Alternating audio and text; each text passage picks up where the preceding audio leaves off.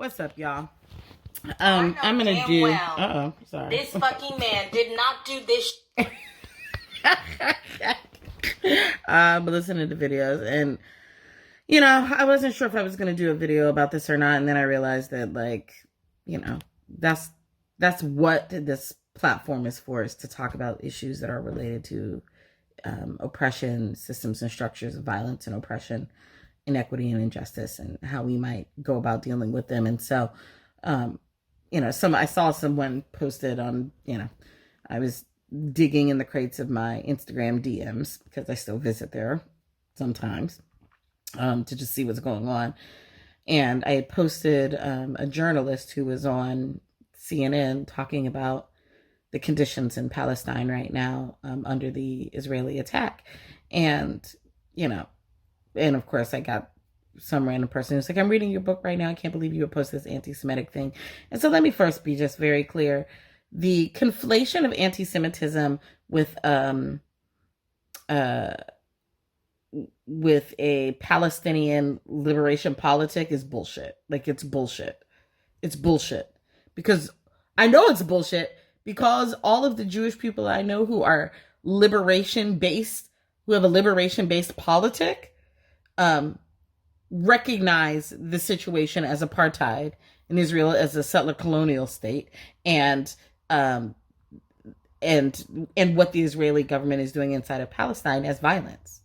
Like, so I'm very clear that it has nothing to do with anti-Semitism. It has everything to do with states and power.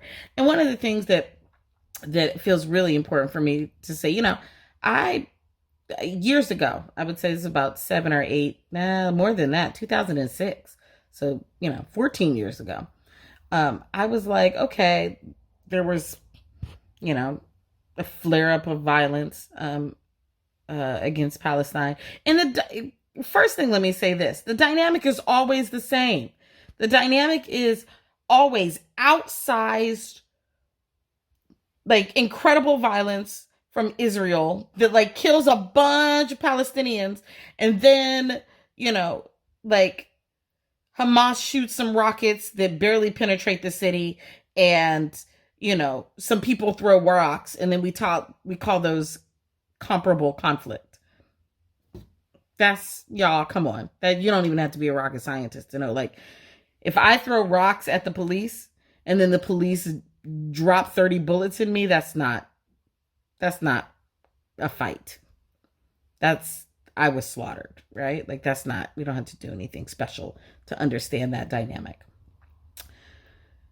But I decided, I was like, okay, I don't know anything about this or what the history is. So, like, let me do my own research and come up with my own opinion. Because I don't, I hear people talk about this, but I don't know anything about it. And what I really got clear about was like, oh, so European nations, fueled by white supremacist delusion, allowed a whole bunch of Jewish people to be murdered, right? And then realized that there was, like, that caused a whole world war, right? And had backlash, right? It didn't work out well. It didn't work out well for them. And so in exchange for mass murder, white people offered the only thing whiteness has ever offered: whiteness. And the machinations of whiteness, and the opportunity to yield power and operate like white people in the world with impunity. And that's what they offered to, in the creation of the state of Israel. So, and inside of that, it was like, and so what we're going to do is offer you some land that, we could say was your land hundreds of years ago, but it's neither here nor there now, because there are people in houses who live here. It's theirs, but fuck that. Much like the U.S., right? Those people don't count. We're going to put them out, and it's y'all's now. And you can continue to take more and more of it as you so choose, because we're going to give you government and military might to displace and marginalize people at the state level, and we'll protect you.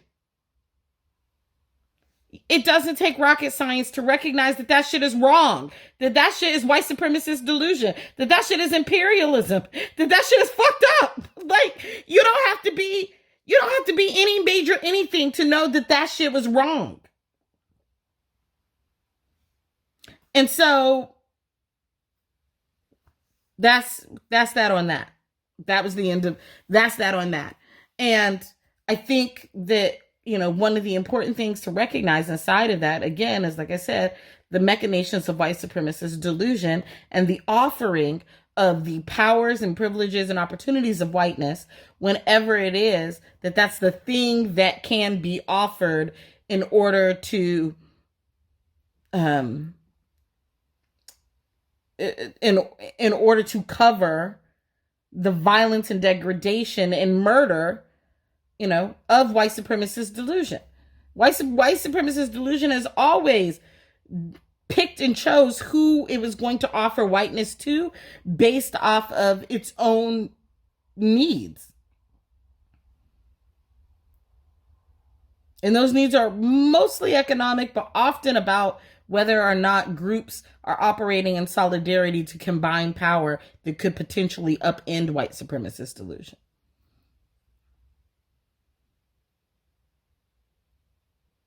So, so let me just be very clear. I unequivocally stand with Palestine, with the Palestinian people.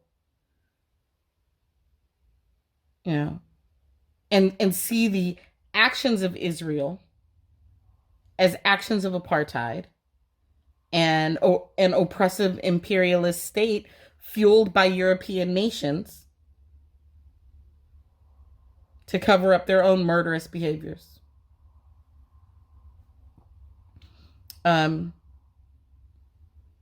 Yeah.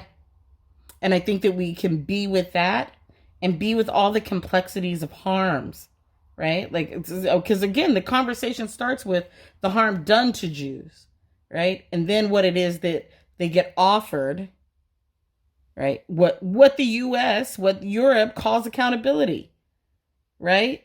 What it calls accountability is here. Take these brown people's land and take their shit and oppress them. That's the way white supremacist delusion operates. And so anybody who's operating from a radical self-love ethos should have a critique against the state of Israel and its behaviors against Palestine. Because you should always have a critique of powers of structure and how they behave when people lower on the ladder. All right. Bye. I stand with Palestine.